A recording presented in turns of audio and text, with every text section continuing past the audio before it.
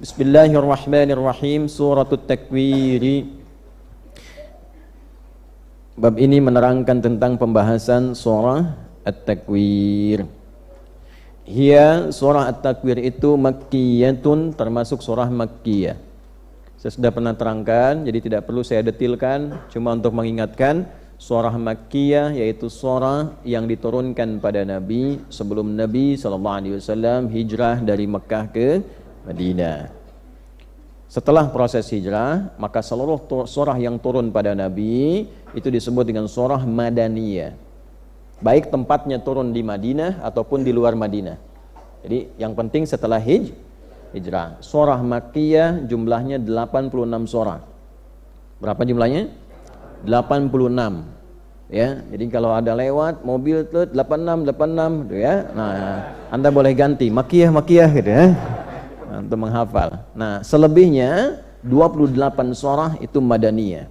Jadi 86 surah turun sebelum Nabi hijrah sallallahu alaihi wasallam dari Mekah ke Madinah. Setelah beliau hijrah turun 28 surah setelahnya. Di total jumlah 114.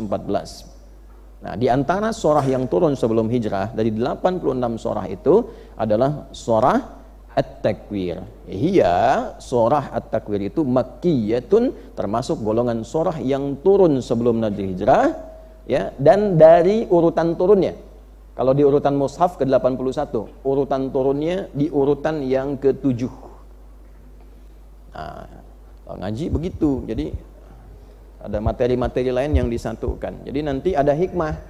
Ada surah-surah berdasar urutan turun. Nanti dari urutan turun ini setelah terkumpul, nah, malaikat Jibril alaihissalam diberi perintah oleh Allah untuk mengurutkan seluruh surah ini dengan urutan yang khusus untuk menjaga keautentikan Al-Quran. Jadi nanti ada algoritma di dalamnya yang menjaga keutuhan Quran. Jadi kalau orang mencoba merubah satu huruf saja ketahuan. Nah, kemudian yang kedua, untuk mengurutkan jadi kurikulum hidup. Ya, sehingga dari Al-Fatihah kemudian jadi sampai nah, ada kurikulum yang tersambung di situ. Ya. Nah, ini yang pertama misalnya kita ambil contoh saja, ada surah Al-Alaq. Ya, satu ada Al-Alaq. Nah, sekarang jadi urutan ke-96 di mushaf ya. Yang kedua ada yang tahu? Al-Qalam. Nun wal qalami wa ma yasturun. Yang ketiga ada Al-Muzammil. Ya. Ya ayyuhal muzammil. Yang keempat ada Al-Mudaththir. Al-Mudaththir. Nah, yang kelima di sini ada Al-Fatihah. Al-Fatihah. Yang keenam ada Al-Masad atau Al-Lahab. Tabat yada abi lahabin Al-Masad. Nah, yang ketujuh baru di sini ada At-Takwir. At-Takwir. Ada yang tahu yang kedelapan? Al-A'la. Ya. Ada tahu yang 9? Ada Al-Lail. Tahu yang ke-10? Al-Fajr. 11 Ad-Duha. 12 Al-Insyirah, dan seterusnya. Ya. Nah, nanti ada hikmah di sini. Di antara sahabat yang menghimpun surat-surat berdasarkan turun, dicatat itu sahabat Ali bin Abi Thalib radhiyallahu taala anhu, untuk menggali hikmah kenapa turun dalam peristiwa ini, apa sebabnya.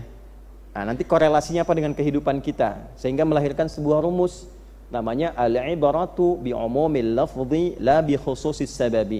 Hukum itu terlahir dengan keumuman lafaz yang turun dari ayat itu, bukan karena sebabnya. Sebab itu hanya menjadi contoh kalau ada peristiwa semacam ini terjadi lagi ke depan, cara menyelesaikannya seperti ini. Paham? Baik ya? Nah, ini urutan turunnya. Berarti kita dapatkan urutan ke-7. Nah, jadi kalau kita mengerti nanti nyambung ke sejarah. Misalnya baca Al-Bukhari kan?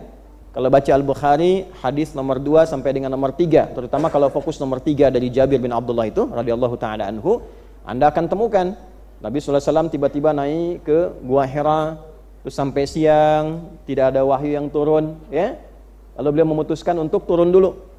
Itu setelah periode 3 surah turun. Al-Alaq sudah turun, Al-Qalam turun, Al-Muzammil turun. Gini. Nah, ada jeda tuh, belum turun dulu, belum ada surah. Nah, 3 ini malaikat Jibril itu masih menyamar menjadi laki-laki datangnya, dalam bentuk laki-laki rupanya, bentuk manusia. Datang menyampaikan pada Nabi, belum menampakkan bentuk asalnya, bentuk aslinya. Nah, begitu turun dari Gua Hira itu, ya, jadi kalau teman-teman lewat tuh ke arah Bukit Cahaya, Jabal Nur, ini kan kurang lebih jaraknya 5 sampai 6 kilo dari kediaman Nabi sallallahu alaihi wasallam. Kemudian dari situ naik lagi ke atas, itu masih ada sekitar 700 sampai 1000 meter lah ke atas itu. Sampai puncak turun sedikit ke arah yang depan. Temukan nanti beberapa batu yang membentuk goa, terus arahnya ke arah Ka'bah itu, ya, spesifiknya itu. Saya pernah naik ke atasnya itu. Nah, jadi turun dari situ, begitu turun, di pertengahan turun itu, Allahu a'lam bissawab, tepatnya di sebelah mana, tapi ketika turun, maka terdengar suara, Muhammad, Muhammad. Nah, beliau SAW nengok ke belakang, ternyata nggak ada makhluk apapun. Kanan kiri kosong. Begitu nengok ke atas, ya kata beliau, saya melihat makhluk itu, ya seakan duduk antara langit dan bumi. Gitu ya, duduk manggil Muhammad, Muhammad. Ginilah, masnya kan pulang dari sini siang-siang, mau itikaf dulu gitu kan.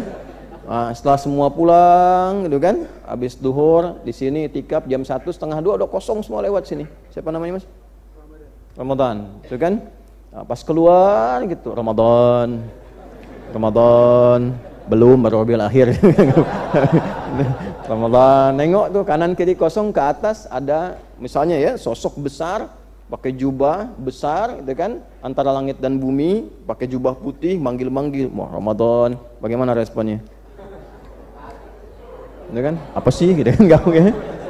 Pasti lari ya. Nah, maka bahasa hadisnya faru'ibtu minhu. Aku merasa gelisah sampai bulu kuduknya naik dan mempercepat jalannya untuk pulang. Nah, sehingga sampai ke rumah melihat Sayyidah Khadijah, dibukakan pintu, itu melihat wajah istrinya setengah rasa takut, rasa gelisahnya hilang. Yuk, bisa nggak kebayang Bu ya, suami punya masalah di kantor dan sebagainya, buka rumah lihat ibu setengahnya hilang. Atau nambah setengah ya.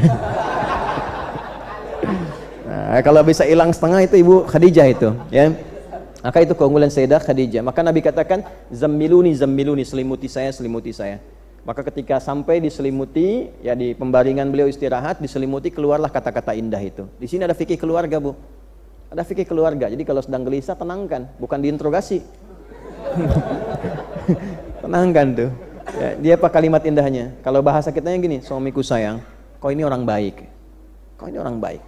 Tidak punya musuh, engkau pelindung orang-orang yang lemah, engkau pemberi orang-orang yang membutuhkan, untuk perawat anak-anak yatim. Bahasa kitanya ya kalau diterjemahkan, yakinkan pada hatimu yang paling dalam, aku akan selalu bersamamu dalam suka dan duka.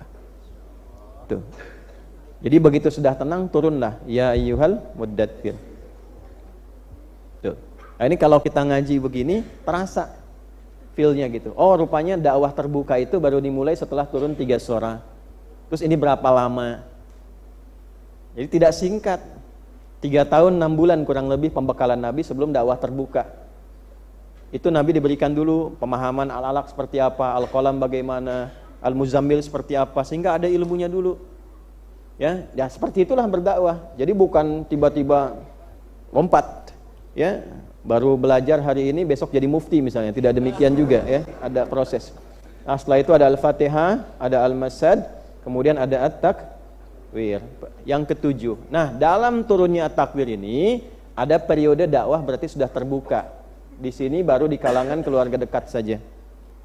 Ya, wa anzir asyiratakal aqrabin. Jadi Nabi baru mengingatkan keluarga terdekatnya saja.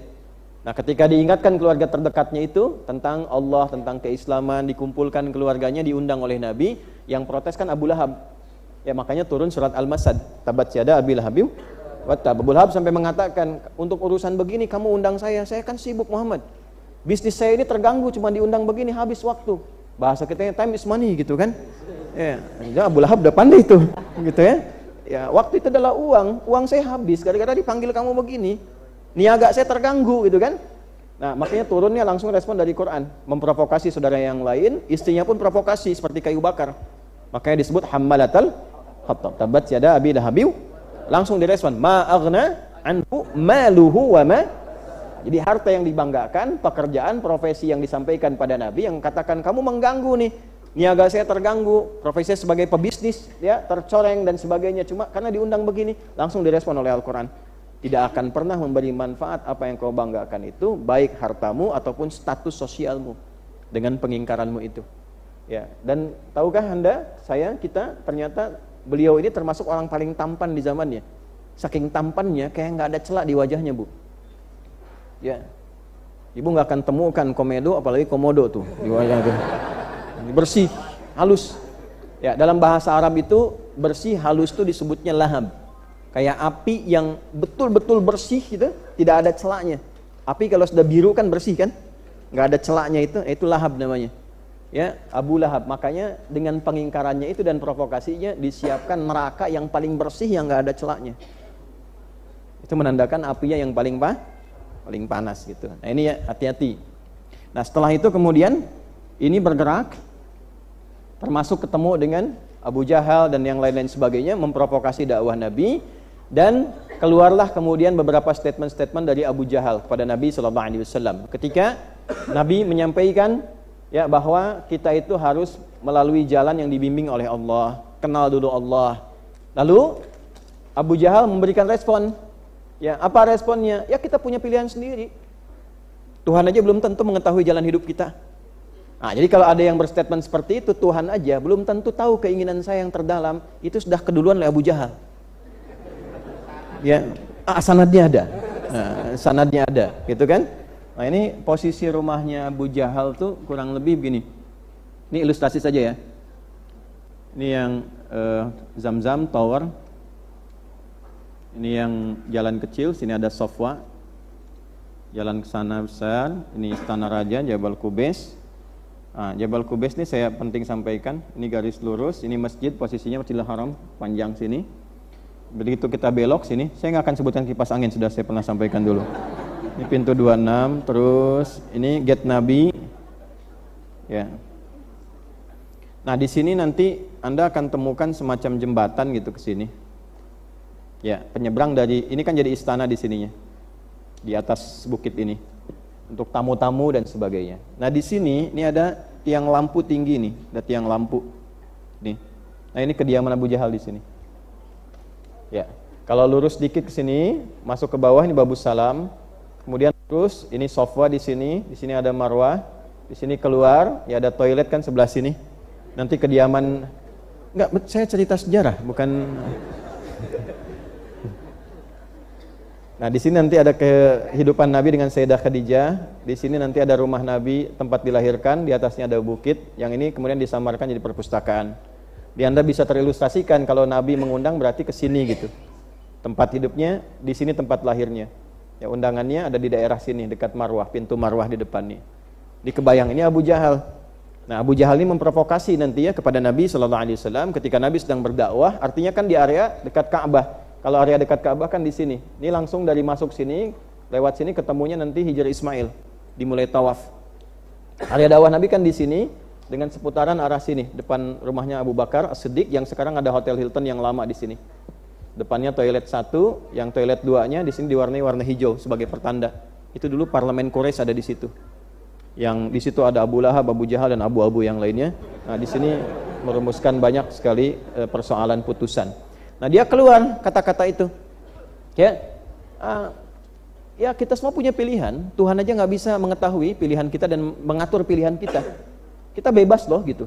Itu bahasa Abu Jahal pada masa itu. Maka turunlah respon diantaranya ayat ke-29 surat At-Takwir. Wa ma tasyauna illa ayyasha'allahu rabbul alamin. Tidak bisa engkau berkehendak selain ada kuasa Allah yang mengatur di dalamnya dan memberikan konsekuensi dari pilihan-pilihan kehidupan yang engkau telah tetapkan. Karena dia yang mengatur, jangankan dirimu, semesta pun dia atur. Jelas di sini?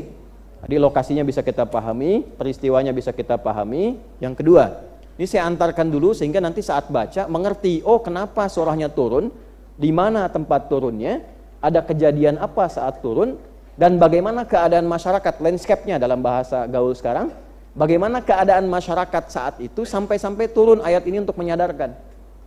Turun surat ini untuk membimbing. Jelas? Jelas? Belum saya jelaskan, kita jelaskan dulu baru jelas. 1. Kondisi masyarakat pada saat itu mengagungkan status sosial. Ini tertinggi nih, siapa yang statusnya paling tinggi, ini yang terhormat. mengagungkan status sosial di atas sikap bertuhan.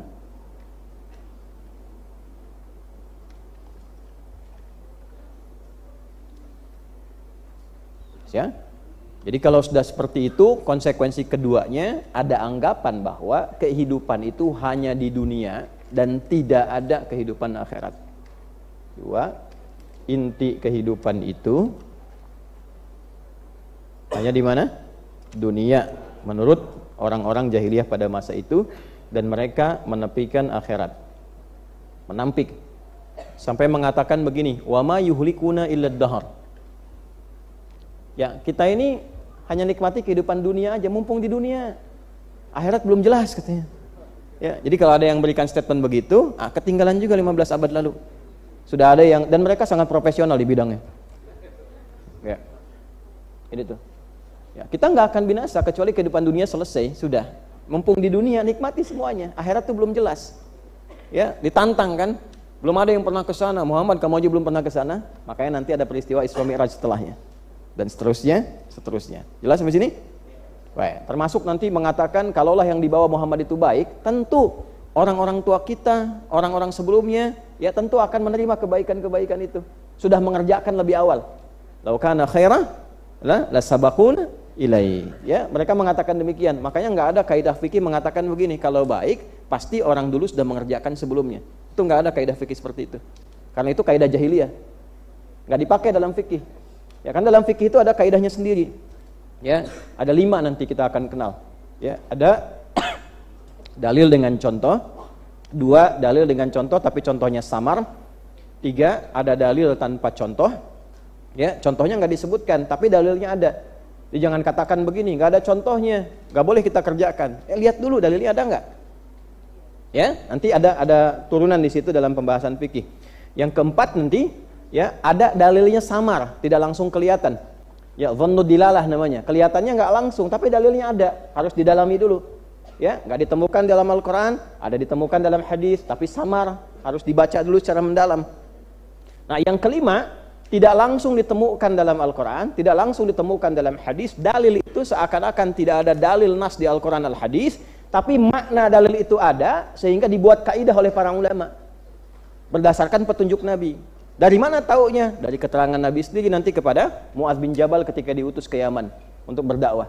Ya, Mu'adz, kalau engkau nanti ingin berfatwa memberikan hukum bagaimana? Saya akan cari di Quran. Kalau enggak ketemu gimana? Saya cari di hadis. Kalau enggak ketemu di hadis gimana? Ajtahidu bi ra'yi, saya berijtihad. Ya, dengan pendapat yang saya yakini. Apakah itu pendapatnya mutlak pendapat Mu'adz? Ternyata tidak. Ya, pendapat itu maksudnya analogi yang diambil, kias yang diambil dari hukum-hukum yang disimpulkan dari makna ayat secara umum dan makna hadis secara umum. Nah, kalau ada satu dari 5 ini nggak bisa disebut bid'ah. Itu dalil. Paham? Nah, di situ nanti ada profesi khusus untuk mendalami itu dalam bidang fikih. Balik ke sini. Jadi ini ya gambarannya, mereka terlena dengan urusan dunia, status sosial itu yang dibanggakan. Ya, jadi lebih baik mereka kerja dibandingkan dengan harus kenal Tuhan. Merasa terganggu kalau disebut Tuhan dan sebagainya. Kemudian yang ketiga, pengagungan kepada benda-benda sekitaran itu begitu tinggi sampai mengkultuskan. Ya, bukan hanya ke berhala-berhala dalam bentuk batu, disebut namanya wathan. Jamaknya authan. Waw tha nun. Jamaknya authan. Ya, authan, bukan autan, authan. Kedua, kalau dibuat dari kayu namanya sonam. Sonamun. Jamaknya asnam. Kalau nanti Bapak Ibu ngaji menemukan kata wathan atau authan, itu artinya apa? Artinya berhala, patungnya terbuat dari batu. Kalau sonam, asnam, ya, itu artinya berhala, patungnya terbuat dari kayu. Jelas? Nah, patungnya sendiri disebut dengan timsal, jamaknya tamathil. Kalau sudah jadi patung namanya timsal, jamaknya apa? Tamathil. Ma hadhi tamathilul lati antum laha akifun, ya, seperti di Al-Anbiya. Dah, yang ketiga, selain patung-patung ini, mereka juga mengagumi berbagai benda-benda yang bahkan didewakan oleh penduduk-penduduk yang lain. Seperti matahari, bulan,